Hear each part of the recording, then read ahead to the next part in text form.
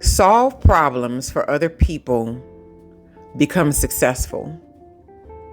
Hello, and welcome to this YouTube channel. My name is Jameelah, and I am a master manifester, and I'm sure you are too because you are consuming content like this. The name of this lovely channel is Holistic Manifesting because I believe in a whole body, whole mind, and whole being experience when it comes to manifesting these amazing lives that we are choosing. What I'm discussing in this video is solving problems for others. I've listened to so many motivational speeches and so much discourse and conversations and interviews with people that are successful in their own right. They're successful at doing what they love to do, and they found financial abundance in it. They've also found peace in it and clarity, and they're able to do a lot for other people, and they enjoy their lives on a regular basis. So that's my version of, success, and maybe different for somebody else. But I've listened to these people so often, and what I realized the running theme is that all the way across the board is the idea of solving problems for others. And it almost doesn't matter what problem it is that you're actually solving, right? I was thinking about some of the things that I've been doing around my house lately because I've been kind of nesting in different areas, just taking care of things and doing things. One of the biggest things that I came across was I guess that's kind of like an issue, but nonetheless, I was having an issue with little trash cans around the house. So one of the things that I will always like to do is have like a waste basket everywhere. So like if you have something in your hand, you can like toss it in a waste basket in different places. Well, there were a couple of spots there was no waste basket in, and I was like, okay, this is something I need to work on. And I found myself jumping in a car immediately, and I was like, let me go into one of these little discount stores like TJ Maxx or something and get a little waste basket for these spaces. And I was thinking about how I immediately thought, I have a problem, I need it to be solved, I have the resources, I exchanged it, and I solved the problem immediately. And whenever I solve little problems like that around the house, because I'm big on enjoying a nice home, I just bask in it for a minute. So it's like I was staring at the little trash can. I was like, oh, it's so cute. And I just felt so proud. I don't even know why. This is not even a big thing. That was an issue that was solved. Another one was I bought these beautiful pots, but for whatever reason, the skillet pot did not have a lid for it. And I hate when they do that. And I was like, man, it would be really nice to have a lid for this pot, right? I happened to be in another store and saw that there was almost an identical pot like it, but it didn't have the long arm on it. It was just kind of like a saucepan, what people might call it. But I think they call them both. But it just didn't have a handle on it, a very long one. But it was the same size lid. When I saw that pot, I just lit up because I was like, it matches the other ones. And there's a lid that can interchange on either one of these two. And it's the exact same kind. And it's the exact same look. And I was like, here's my resources, solve my problem, made me happy, right? And it just started making me think about so many things that we have in our lives that are just problem, solution. And if you are able to help people solve any of those problems that they encounter throughout their day, you can find success in some kind of way. So even if you're doing something that's related to personal, professional development, the problem that you're solving for people is that they want to be successful. They don't feel they're successful enough. They know there are areas that they need to work on. They need to refine themselves in different areas of their lives. Say they're working on their finances. You happen to be a finance manager and you're like, you know what? I'm going to start offering people workshops online on Zoom and then charging them for the class like $50 or something like that. A lot of people are going to be willing to invest in those type of things because problem they have, you have the solution. And that's pretty much how everything is in this life. Even if you think about going and get a job somewhere or going to be employed somewhere, if that's what you're working on doing, they have a problem of not being able to solve issues for that particular position that they're looking for someone for. They either need someone to do some paperwork. They need someone to be a thinker. Those are my favorite kind of like positions. If you're going to be in a job, it's almost always way more fun when you're in like these positions where they're hiring you for your thought process. Because then it's like you really get to take your time and like solve problems strategically, and you also get to use like all of the wisdom and the knowledge that you've cultivated over the years. But in those moments, what they're doing when they're asking you questions, they're looking at you thinking like, can you solve my problem? Can you solve the problem we have of not being able to, not knowing how to train our employees, not knowing how to create an environment for well-being? Can you solve that problem for us, right? Even if you look at things as simple as like your car. The problem is that you need to be able to get places and do things and take care of life. The solver is the person who manufactures that vehicle. You go, hey, I got resources. You exchange it, you get it, right? And it doesn't even matter what the problem is, because a lot of people are like, well, that's not a real problem.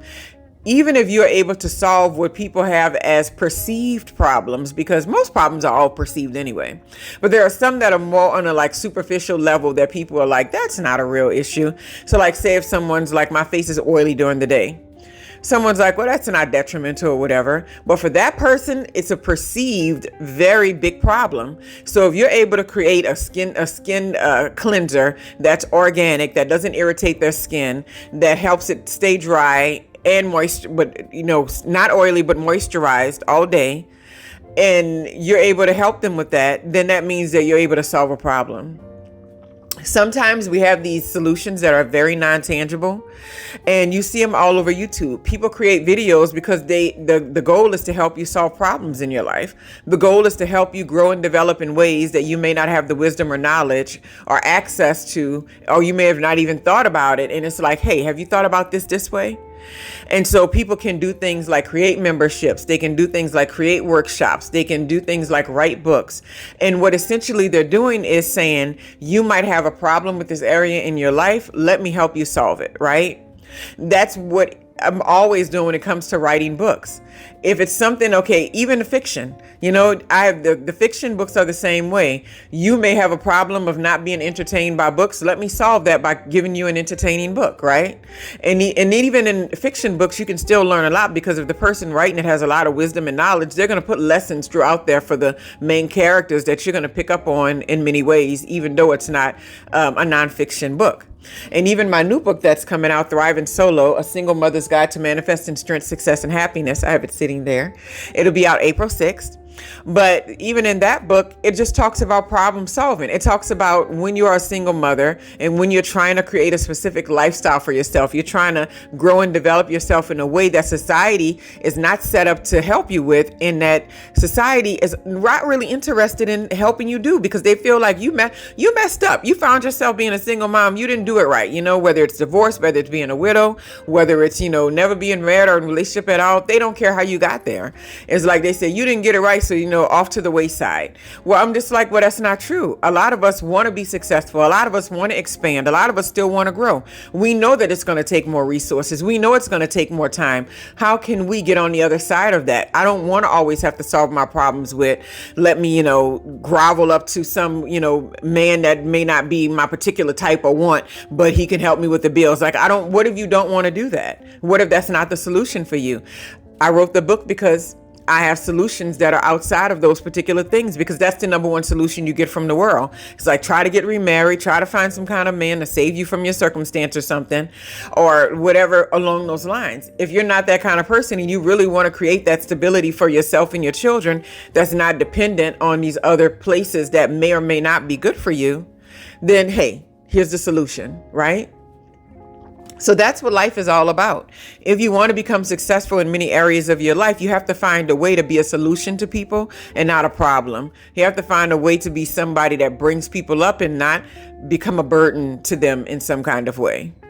If you can be solution minded, then you automatically become a solution to other people. Because contrary to popular belief, a lot of people don't want to sit in negativity. They don't want to sit in disbelief. They don't want to sit in a space to where they feel like nothing's going to work out in their lives. It's just easier to be there because they're so accustomed to and comfortable with being there. But if you find yourself being a solution-minded person, always thinking about being optimistic and thinking about what's the best that could come out of this situation, what's the best that I could create, what are the other options, when do I get to try again, even though this didn't really work out, right? If you're always thinking like that, you become a solution for other people with even inadvertently just existing, just the way that you operate and exist in this world, right? So think about success like that. Problems always, everybody got a problem with something. There's always something that needs to be done. Dirty dishes need dishwashing liquid. Dirty toilets need some spray cleaner. Need to take a shower, somebody has to run the plumbing. Electricity not wired right, somebody needs to come fix it. Everything is built like that, right? Think about areas in your life where you have the knowledge and the wisdom and the wherewithal to solve these problems for yourself, and think about how you can convey that same message and help other people solve those same types of problems. And to me, that's how you find the best success, because it's something that's not innately, it's deeply embedded in you because it's the way that you've been operating, and it's a benefit to others in some sort of way. There's almost nothing that I do in my life that's not problem solution thought about ahead of time. There's almost nothing that I do where I'm not always thinking like, what's a solution for that? Sometimes it got me in trouble in many places. It's like, they don't want your solution, go sit. But my thought process is always like, how can I be a benefit? How can I, create a solution in this environment? And how can I be an answer to someone else's problem, right? And that's how you can find success. And it can be very lucrative depending on what types of problems that you're solving. Anyway, I hope y'all have a wonderful, wonderful, wonderful day.